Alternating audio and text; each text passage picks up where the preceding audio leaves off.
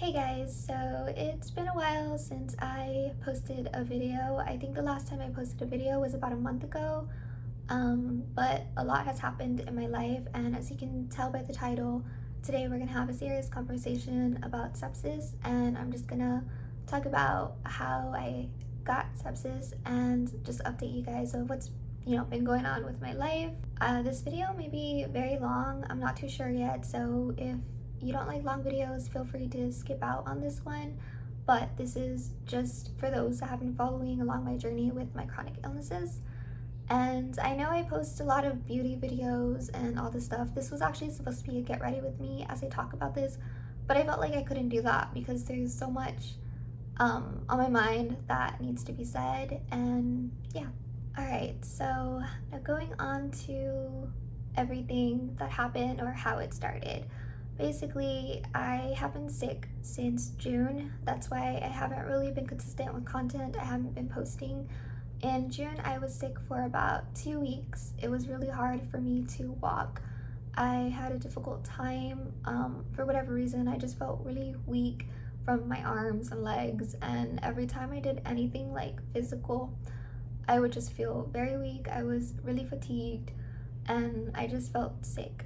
And I kind of figured I had a urine infection. However, even though I was testing frequently through, the urine tests, urine cultures, and blood work, basically, like, nothing would show up, which was very odd. The only time it showed up was when I went to the ER for the first time. So I think I was already on my 3rd week, and I got really fed up with how I was feeling, so I went to the ER and they did a urine analysis, they did a urine culture. They didn't say anything about the urine analysis. They really didn't tell me much, so they just sent me home, and of course I was still feeling sick. Then on top of a urine infection, I also had a gastritis flare and I had a gastroparesis flare as well. So as you can see, I was having a difficult time. I was sick with the urine infection, the gastritis, and the gastroparesis. So after that, I decided to see my gastroenterologist because I was having some issues with my stomach. So when I went to go to my gastroenterologist, the doctor looked at my notes from the hospital and it actually said I had a urine infection. So my doctor was like, no wonder you're sick, it's not only just your stomach, but you do have a urine infection. That's why you most likely feel really ill. So she then prescribed me some medication. I was taking a strong antibiotic and it was like 500 milligrams, and I was just feeling really sick with it because I'm extremely sensitive to medication, so I feel side effects very easily. So whenever I would take it, I would feel like unbalanced and stuff. It was really, really horrible. So then the thing that makes it really difficult when it comes to my urine infections is the fact that I'm allergic to like 3 antibiotics. So when it comes to taking antibiotics, it's very difficult to find one to treat the urine infection because of that reason. And not only that, it's also odd whenever I have urine infections because I don't get like burning sensations like people usually get when they have one. For some reason, I tend to just feel nauseous, lack of appetite, and just general like weakness with my body. And that's what lets me know I have a urine infection. So oftentimes it can be pretty sneaky because I don't get a fever or anything like that. So it's very strange. Anyways, so going back to the strong antibiotics, I was taking it for a bit and it was just making me sick. So I had to call my primary care and they basically lowered the dosage of the antibiotic, but even so, like, it still kind of made me feel a little icky, but not as bad as the large dose. So after that, I finished the antibiotics and I was fine for a few weeks, and then all of a sudden I started feeling sick again. So in the back of my mind, I was like, I'm pretty sure the urine infection came back. But I was really surprised because I've used this antibiotic before and the urine infection clears. But I think because I've used this antibiotic for so long, the bacteria may have been resistant to it or something. So it didn't want to like work, I guess. It was just really stubborn. So I think I had the same pathogen. It came back, I want to say going into like the end of June, that's when it came back again. So then I went to my primary care. We were testing, doing all these things, and a urine infection showed up. So they decided to give me another medication. They had me on macrobid, and when I would take it, I would feel like short of breath. I was actually supposed to be on it for 5 days. I only lasted 4 days because I kept having trouble breathing every time I would take it. And I don't know why, because years before, I didn't have this issue. So I don't know. I guess my body is really sensitive to medication even more now. I have no idea. So, because of the breathing issues, I just had to go to the ER on the fourth day because I just could not take it anymore. And they checked my oxygen and my lab work. Everything was perfectly good. I was essentially healthy. So, I don't know why I was having this problem like with trouble breathing. So, the doctor just said, stop taking it. And he was saying that it could be causing like the acid reflux, and all of this is causing your asthma to flare up. So I was like, okay, whatever. So I stopped taking it, and the next day I called my primary care, let them know what happened. So they just decided to check my urine again. So I was like, okay, let's do the test. They wanted to basically see if the urine infection had cleared. So yeah, but in the back of my mind, I was like, it's probably gonna come back. Like, I don't know. I just have a feeling that it will. And I was right, but later on. Anyways, so we did the whole urine testing, the urine culture, blood work. Nothing would show up on the test. So then this was going into, I guess, like July. I started getting really, really bad back pains. Like, I mean, excruciating. I would try to lay down and, like, on my yoga mat, try to do stretches, to kind of help with the pain, and I was just crying. Like, it was really, really painful. It was just difficult. So what happened was I couldn't really take the pain anymore, so I had to go to the ER again for the third time. And the reason why I also wanted to go for the third time was because I was like, there has to be something wrong, because I was still feeling ill. And keep in mind, guys, I wasn't really eating a lot either. Like, I was dropping weight. I wasn't eating enough since June. Like, I had lack of appetite, and I just felt nauseous like all the time. So I went to the ER because the pain just got really bad. And when I was there, I honestly felt like this doctor was like foreshadowing the future, because when I told him that, yeah, like, I'm allergic to 3 medicines, he was like, because I don't really know if I'm allergic to amoxicillin. My mom basically doesn't remember. So when I told the doctor that, he was like, well, you need to know what you're allergic of. You need to do an allergy medication test, because if something seriously does happen to you, we're not going to know what to give you, and we need to know. So I don't know why, but my heart just sunk. Like, I felt like something bad was going to happen right then and there. I even told my boyfriend, when he said that, I just felt like something bad was going to happen, and of course I was correct. It was literally like foreshadowing the future. Moving on from that, so yeah, like, the third time went to the ER. The doctor said that, scared me so much. And the reason why I wanted to go to the ER was because during this time in July, I had an endoscopy and colonoscopy procedure. I was supposed to get that done, and I didn't want to have a urine infection and do the procedure. Like, I just didn't really feel comfortable with that, so I wanted to know. So when I did the urine test, they didn't do blood work the third time I went. They did a urine test, and they did like a back x-ray. They said that I just had muscle spasms. There was nothing found in my urine. So I was like, okay, that's weird. So they didn't find anything in the test, and they just sent me home. So after that, I did the endoscopy, colonoscopy, because I was like 3 days away. So I did it, got it out of the way. And then after that, I just kept feeling sick, more sick. And this was already, yeah, like, we were going towards August, and everything was just getting worse and worse. So I just kept feeling horrible, and then I was just assuming maybe it's just the anesthesia from the procedure that I did. No big deal. Let me give it a few days, see how I feel. I kept feeling ill. The back pain was just progressing, and I was like, okay, I cannot deal with this anymore.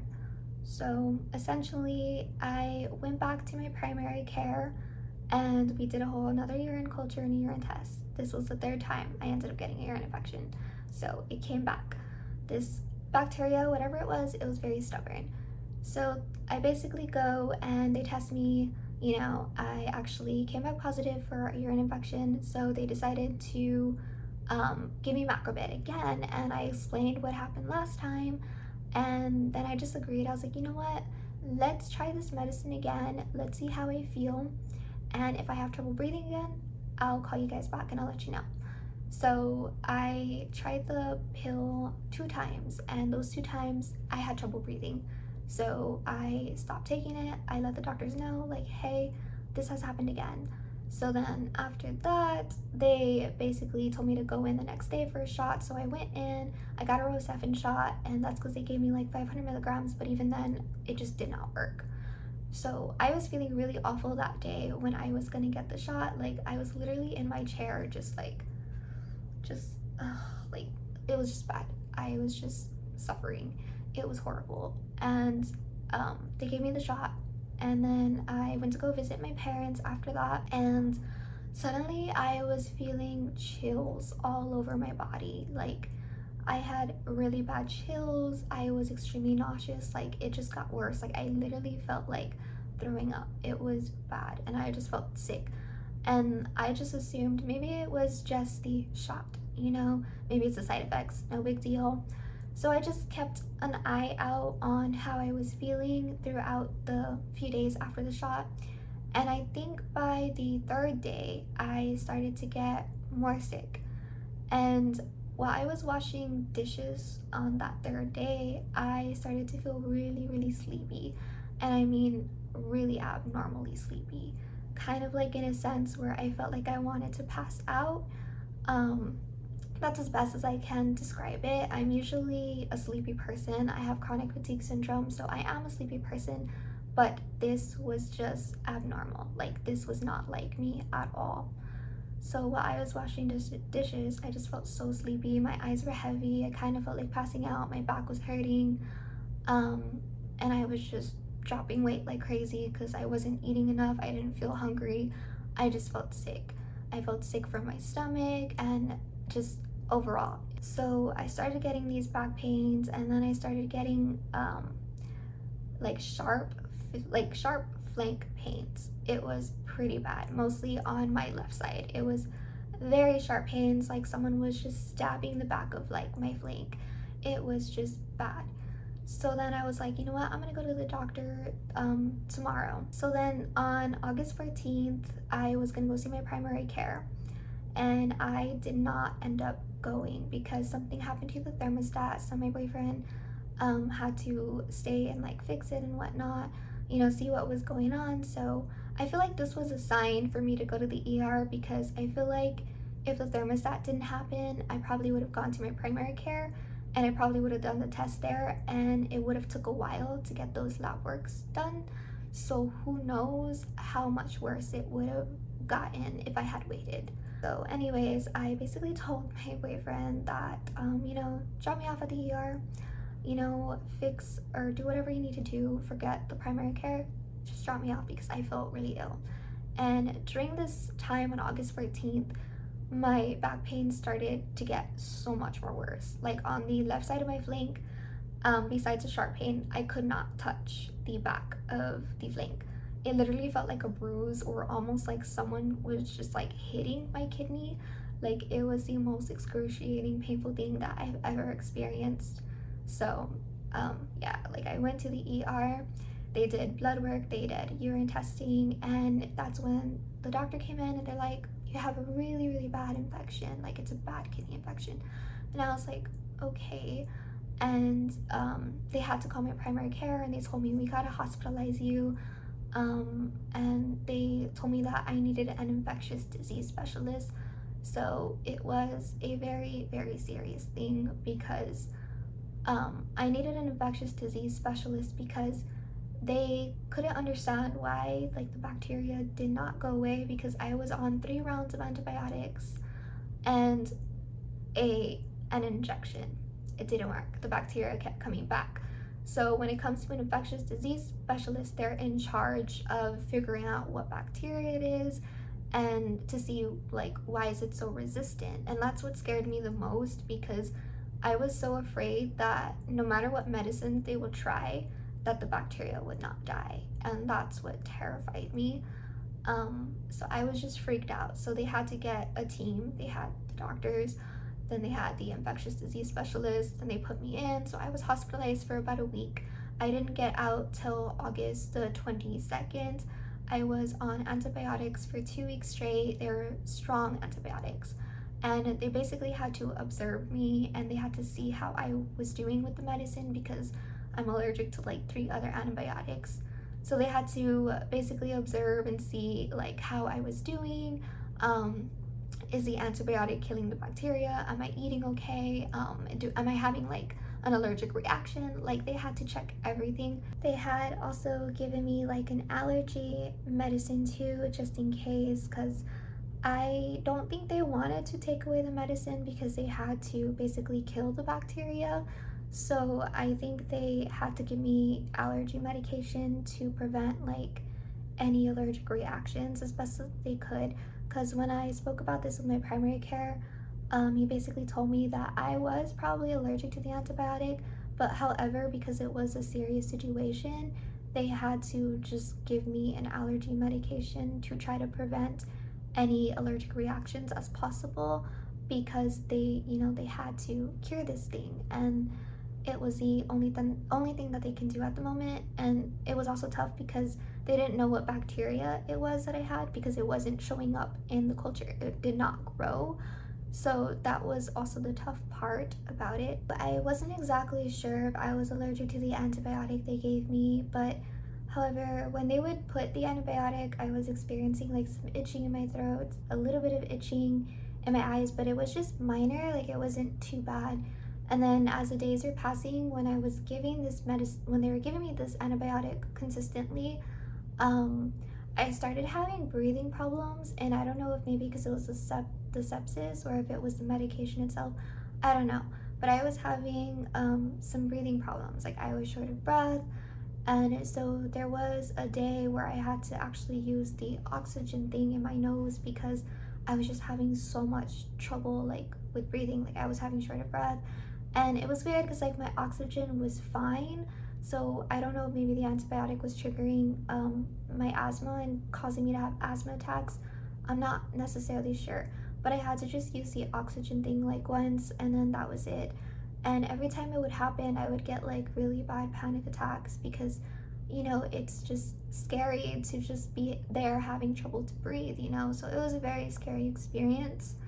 However, I had to toughen this out because I needed this antibiotic to cure the infection. And so while I was on this antibiotic, I was on so many other medications. I was on painkillers, mostly Tylenol, that's it. So I was on Tylenol, the antibiotic. They also had me on acid reducers because whenever I take antibiotics, it literally hurts my stomach because I have gastritis. So they have to basically treat my gastritis and treat the infection all in one. So it was difficult taking so much medicine. So you can see why I was extremely tired and sick on top of the infection and everything. It was just a very horrible experience for me. I think the most scariest thing about the situation for me though was also because I was having trouble going number one.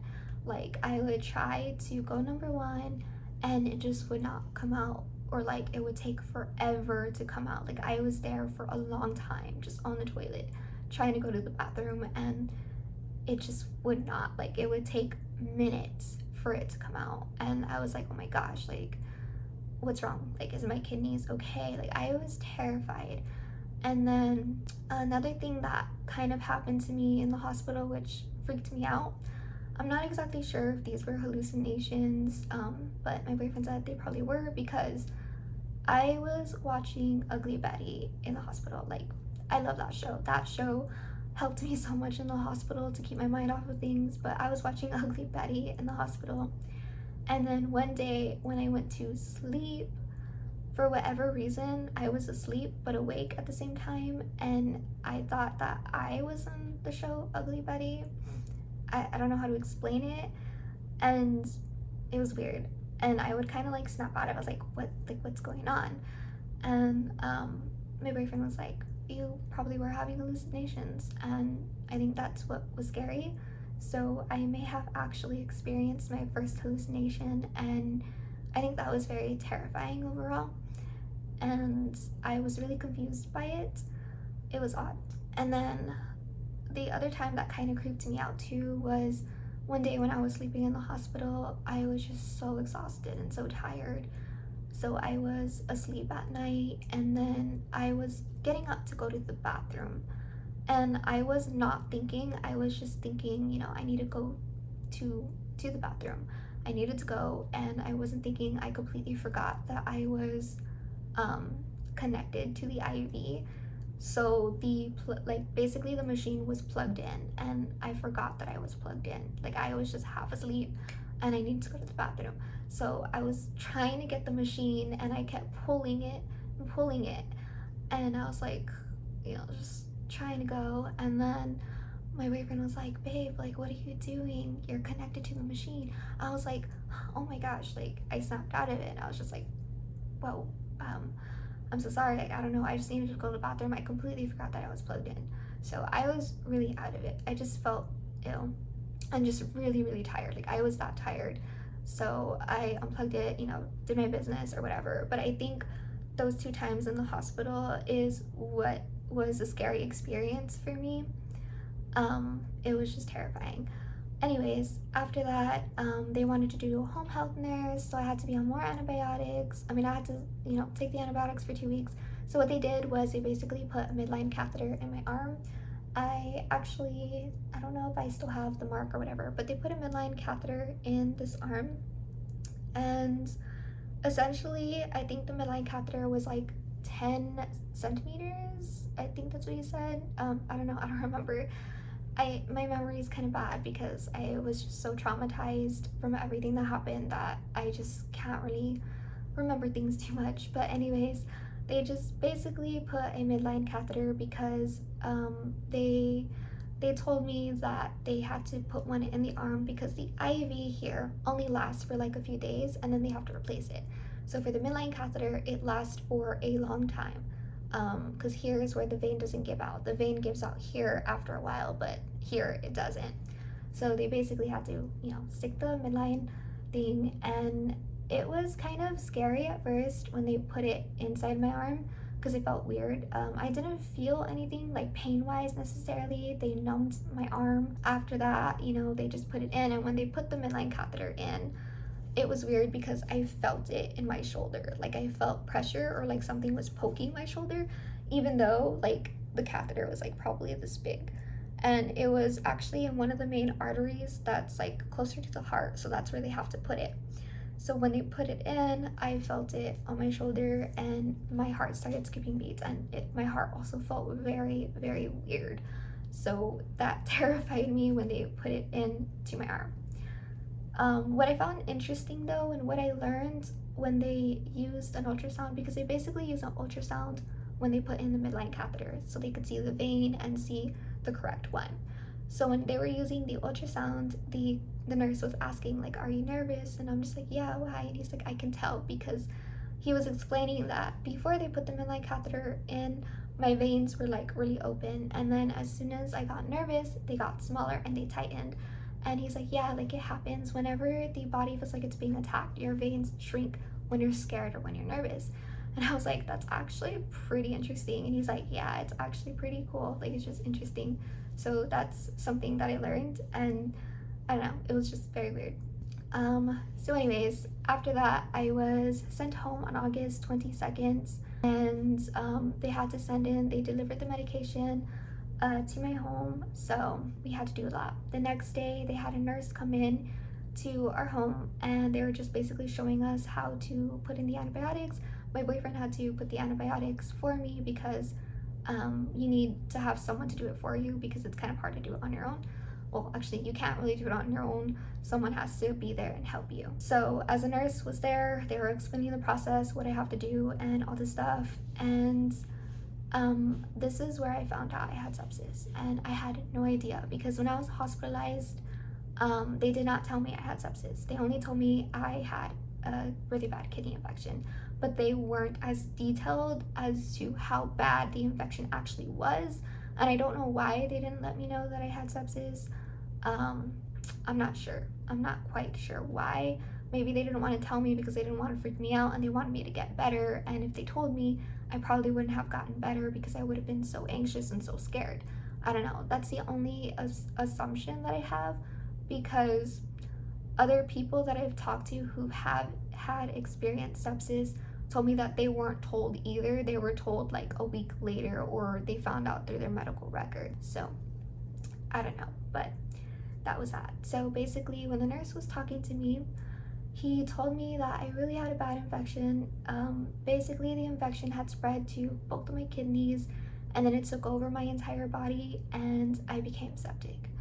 And my life just kind of froze right then and there. Like, I cannot describe my emotions during the time. All I know is I shut down and I just froze up. And it's kind of like in those movies where someone gives bad news and the character is just like spaced out. Like, you can't hear any more words after that. Like, you're just like, what? And yeah, like, I did not hear any more words after that. Like, as soon as he told me, I was just so scared, because sepsis is life-threatening and I could have lost my life essentially. So I think that was something that was really difficult for me to process in this situation.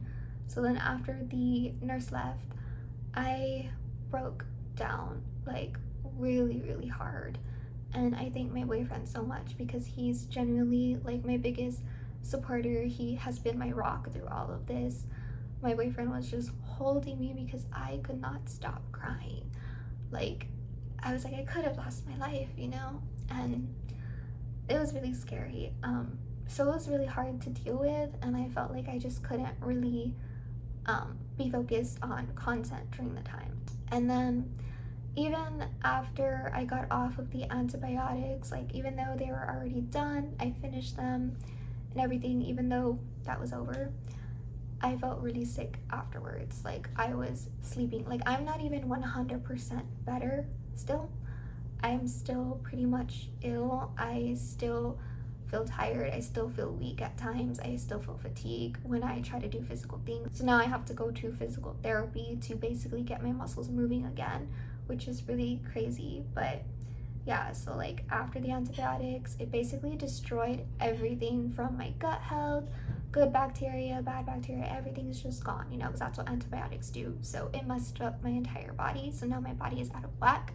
I'm not in tune with it anymore, and it's horrible. After everything that I went through, I was just feeling awful. Like, I was sleeping a lot. I would sleep frequently, like really tired. I still felt really groggy and sick, and I was just going through a lot, like, mentally. I didn't really want to talk to anybody. I wanted to stay isolated. I wanted to be in the room. I didn't want to speak to anybody. I was angry. I was sad. I was scared. I was so scared because I was thinking to myself, like, if I can get sepsis, what if I get it again? Because you can. Like, if you get sepsis once, it can happen again. So it kind of freaked me out, and I was like, oh my gosh, like, I get frequent urine infections a lot. What if this happens again? What if I don't know? Because oftentimes, when you get sepsis, sometimes you do not know you have it. And that's the thing with me. Like, I didn't know I had a kidney infection. I didn't know I had sepsis because I didn't have a fever, which was odd. So I didn't understand it. I just assumed it was just a regular urine infection. But no, it was much more than that. And it was very sneaky because it wasn't popping up in my test for a long while, and it just kept coming back.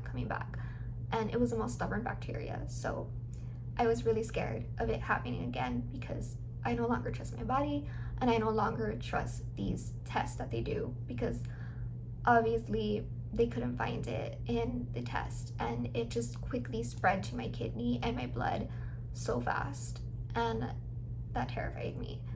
And I don't think I could deal with that during that time. And even then, I still have a hard time because I don't know if something like this would happen again, and it terrifies me now. So it's just really hard. So now I get bad panic attacks, and it's a very scary experience. And I think for the first time in my life, I actually felt pretty helpless. I also felt like I couldn't really talk to anybody because people that didn't go through what I went through didn't understand. They didn't understand anything, and I just didn't feel the same. So I just felt like I didn't want to talk to anybody because of that, because I just felt like I wasn't understood. So it has been very, very rough dealing with everything. So essentially, that's what I'm doing right now. I'm trying to heal. I'm trying to get better. I'm seeing someone, for my mental health because I need it, because this has just been something that's been overwhelming. So it's been pretty tough. Anyways, what also sucked about the situation was the fact that I had to see a urologist because, I constantly get frequent urine infections no matter what I try. I try cranberry juice, D-mannose, Eucoria, you name it, nothing works. I still get them. So the next step was to see a urologist. And I've seen plenty in my hometown, and they were not great. Like, they couldn't really solve the issue, what's going on, and it was very frustrating. And then I even had one urologist get the wrong file and mix it up with someone else's. So that was very scary. So yeah, so I was gonna see a different urologist, but they weren't gonna see me till March 2024. I cannot wait a whole year and basically just 7 months. Like, I can't do that because I had a kidney infection, I had sepsis. So I had to do my best to research other urologists outside of my hometown. So I basically found one, which I'm thankful. I was supposed to see them this month, but I wasn't prepared because it was so sudden and I don't have the budget for it. So I asked them if they could switch it to October, which they did. And now I'm just trying to raise up money right now, which is also why I made a GoFundMe.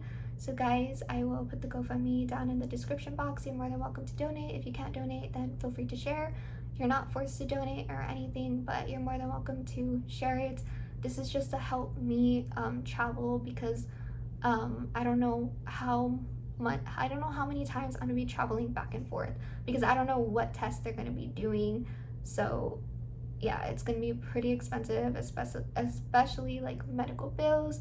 It's a lot, and nowadays gas is really expensive. So yeah, it's just gonna be tough. It's a tough journey. It's gonna be hard, especially traveling. I'm not used to traveling. I haven't left my hometown in a long time. Anyways, so other than that, like I said, gonna be seeing a specialist in a different area. You're more than welcome to share my GoFundMe, up to you guys. But I also want to thank those that have been donating and supporting my GoFundMe and everything like that. So thank you guys so much for sharing. It's been a rough journey. I'm just going through so much at the moment. I still gotta go to physical therapy to get my muscles moving again.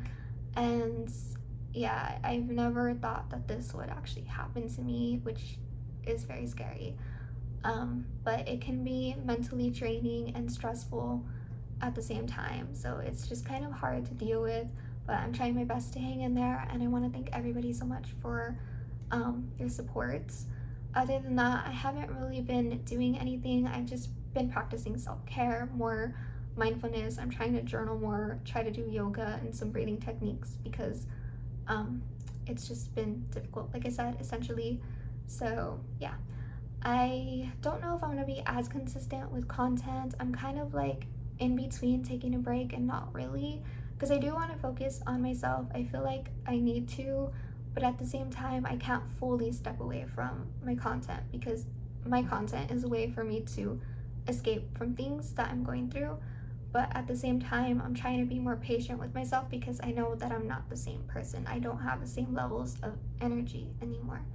So I won't be as consistent. I used to post like 2 times a week or so, I used to stream a lot, but now it's just been pretty rocky because of everything. So please be patient with me. I still want to try to post content as much as I can. It's just gonna be a little bit slower because I'm more focused on my health right now.